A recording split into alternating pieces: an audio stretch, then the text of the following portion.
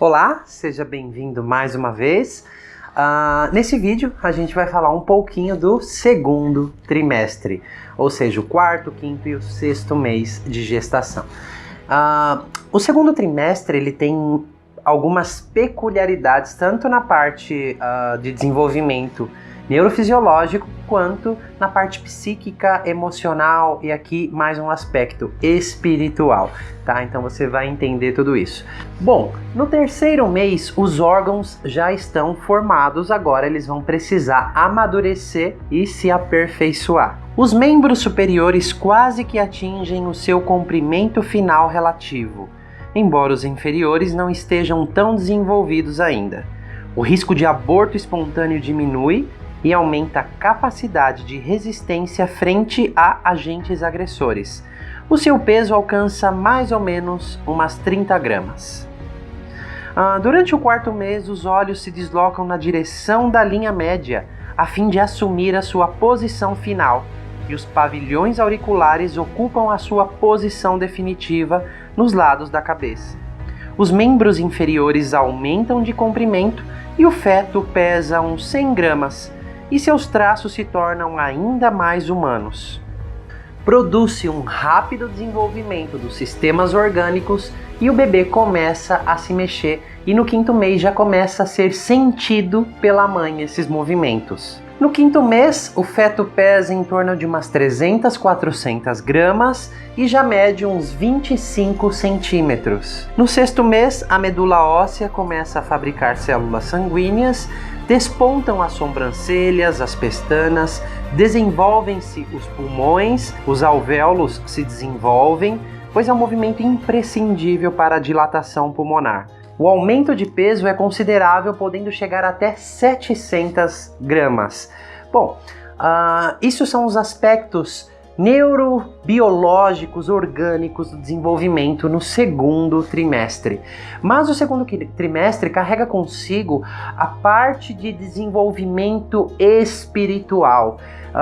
Emerson, através de muitas e muitas dezenas de milhares de regressões, começou a perceber que o segundo trimestre é um momento de quietude, é um momento onde o bebê começa a se conectar com o Espírito, com Deus. Muitos textos de muitos e muitos anos, né, até as épocas atuais, que relatam essa conexão que nós poderíamos chamar de acesso a Kundalini, ao Ti, ao Espírito Santo, à Virgem Maria, a anjos, santos, a Jesus Cristo, realmente a conexão a forças superiores. Agora o corpo está formado, então a alma tem um templo para habitar.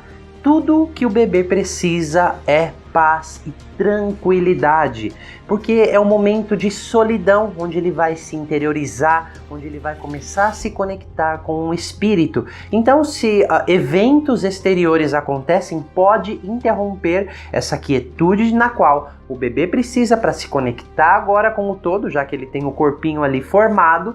E se acontece essa interrupção, de repente essa conexão com forças maiores começa a ser interrompida, começa a ser deturpada e perturbada.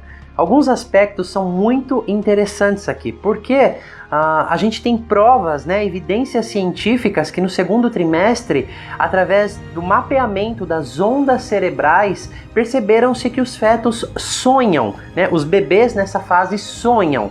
Então, esses sonhos, né, já é a criatividade entrando em ação, devaneios, é onde o bebê começa a se conectar com aspectos da cultura, arquétipos, com a sociedade naquele ambiente onde ele vai chegar, a cultura, a língua. Então, realmente, essa comprovação dessas ondas cerebrais, né, que é o estado REM, do movimento rápido dos olhos, né, Rapid Eyes Movement, que é essa sigla em inglês. Então o interessante é que essa comprovação dessas ondas cerebrais diferenciadas, né, que é o sono REM, que nós adultos temos, que é percebida ali no segundo trimestre, através de regressões, Emerson percebeu que as pessoas tinham devaneios, a imaginação começava a florar, realmente era essa conexão com a parte espiritual, né? Entendendo aqui que o espiritual é com o todo, é com tudo isso que eu falei, os nomes de verdade não importam, porque ele chegou a regredir centenas de crianças na Índia, onde a cultura predominante não é o cristianismo, e as crianças, quando voltavam da regressão, eram pedido que elas fizessem desenhos, e desenhavam homens pregados numa cruz, e da mesma forma ele regrediu centenas de crianças americanas, onde o cristianismo é a forma religiosa predominante, e as crianças desenhavam homens com cabeça de elefante, com trombas, com 8 braços, que são os deuses hindus. Então realmente esse inconsciente coletivo funcionando, né? É essa conexão, que o nome que você dê realmente aqui não importa, mas é a conexão com o espírito, e tudo que o bebê precisa é paz e quietude. Qualquer um que já adentrou esse caminho de autoconhecimento, né, essa exploração interior, sabe que esse processo de evolução interior, de autoconhecimento, na maioria das vezes, para não falar sempre, ele é um processo solitário, porque você precisa, né, se interiorizar, você precisa estar na sua própria companhia, você precisa dessa solidão. Então é realmente isso que acontece no segundo trimestre. Esses bebês, eles precisam se interiorizar nessa solidão, mas sim conectados aos pais, mas ter essa sensação de mergulhar e se conectar a tudo isso.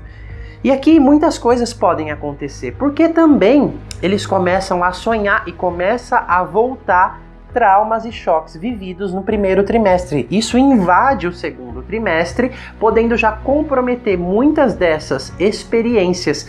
Então aqui tem um caso bem interessante de uma pessoa que estava passando por alguns problemas de saúde e tinham questões psicológicas, emocionais, que estavam perturbando muito essa pessoa. Ele era um artista e ele foi regredido até o útero e chegou ali no segundo trimestre.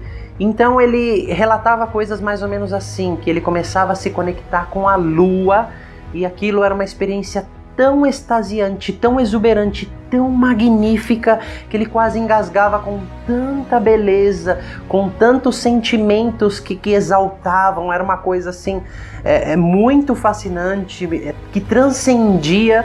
E de repente uma nuvem vinha e deturpava tudo, e aí ele começava a se conectar, porque era uma época que a irmã teve uma doença grave e ficou muito doente.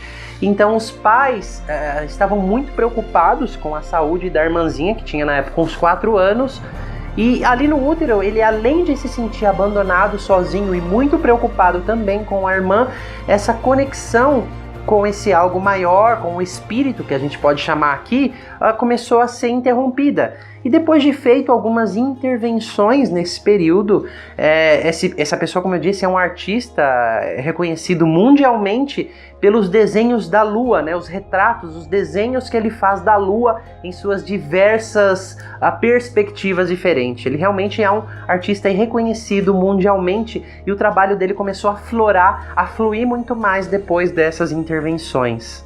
Então, basicamente, né, o que o bebê precisa no segundo trimestre é de paz e quietude. Então, se os pais reverenciam isso, proporcionam essa paz, essa quietude de espírito para o bebê, é tudo que ele precisa. Porque se choques e traumas acontecem, né, o bebê ele pode, essa conexão ser interrompida, além do que eu já falei para você, que traumas e choques vividos no primeiro trimestre invadem o segundo trimestre através de sonhos, percepções, e isso também perturba e pode interromper essa conexão com algo maior. Realmente, é claro que aqui nós estamos falando do que seria ideal, porque na vida muitas coisas podem acontecer. Então, se você está grávido ou isso aconteceu com seu filho, não se culpe por isso, né?